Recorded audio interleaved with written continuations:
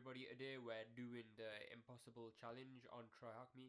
And let me tell you something, this room is really hard and really annoying. There's a lot of rabbit holes and a lot of things to mess up on, so let's just get into this room. So the first thing it says is let's download a task file, so let's download one.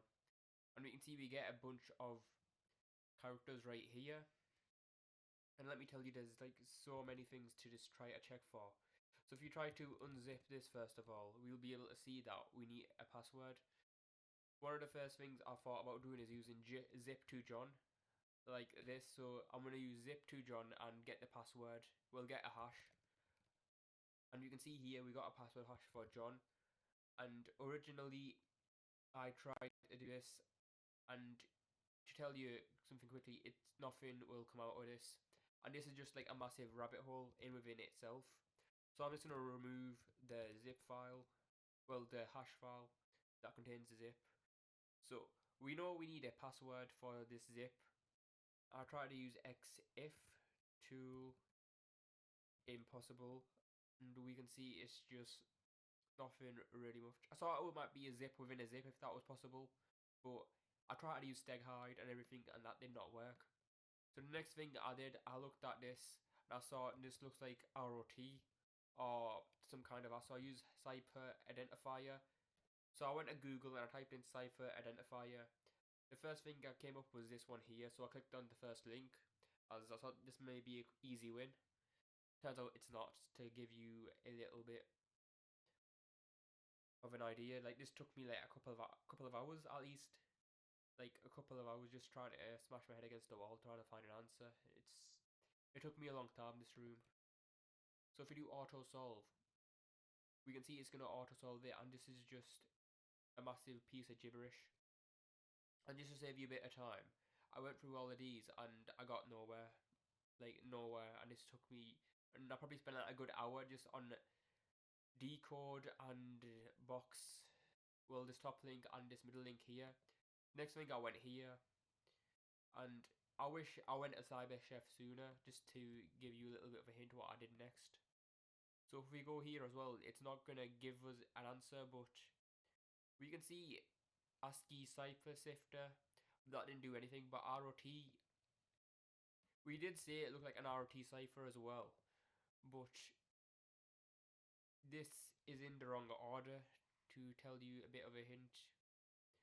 So if we do all these straight away, we'll be able to see we can see that it changes slightly and it turns a bit more readable with ROT ciphers. So just to give you a little hint, I went through all of these, didn't really get anything except from ROT 47 and ROT 18, which gave me the idea maybe it's doubly encoded, like an ROT like encoded twice.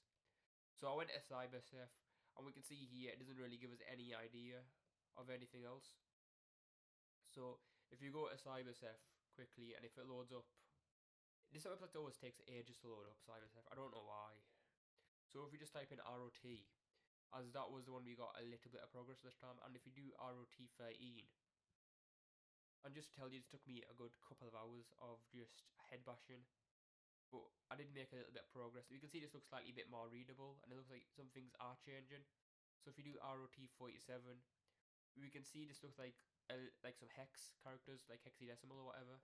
So we do hex, and if we do from hex, we can see it looks like the base 64 right now. It looks like base 64-ish. So if we do base and if we do from base 64, we can see it's inside the text in front of your eyes. And by now, I've been stuck on this for like a good 2 or 3 hours, and I was looking through the source code like a madman, just trying to find out if there's anything hidden in the source code, and just looking through like a complete idiot. And turns out I was just wasting like loads of time.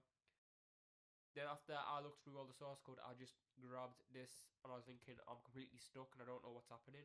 So I just threw this into my terminal and I saw this little dash. I thought this might be like something encrypted or whatever because I was just so confused. But it turns out this is like another massive rabbit hole that I was stuck in for like a good hour as well. So I've been stuck on that for a while. After that, I was just grabbing all of this. I pretty much grabbed the whole page and I just pasted it in. and we could see like at the top it just looks like we do those little like dots or whatever, and that just looked a little bit weird to me. So I grabbed, I started to just grab a little bit of like the top things, and we can see right here. This is what piqued my interest straight away. Is that if we grab the description, because the hint is it's in front of your eyes. So what's in front of your eyes straight away? The top of the room. Originally, I thought this couldn't be it because this isn't a part of the room. It's just a part of like the actual TryHackMe website in general. I thought they wouldn't have hidden anything in this. So my idea was that they must have hidden something on the page, like something visible, like in front of your eyes. And turns out it was this little M. So if we put this M in here, we can see we got something. And if we just Google, if I just grab this and just throw this into Google, we'll be able to see that it brings up something to do with some encoding or whatever, some ASCII encoding, which I didn't even know was possible. Turns out you can encode a Unicode, which is like really evil but really smart at the same time. I was really annoyed, but I was really impressed that they were able to think of something like that, even though I spent a couple of hours just trying to figure out what have I done wrong. It turns out straight away it was just the description of the room, that took me like ages to figure out. And if we look at the Steganography text, we can see the length is 163. And if you decode, we can see the password is.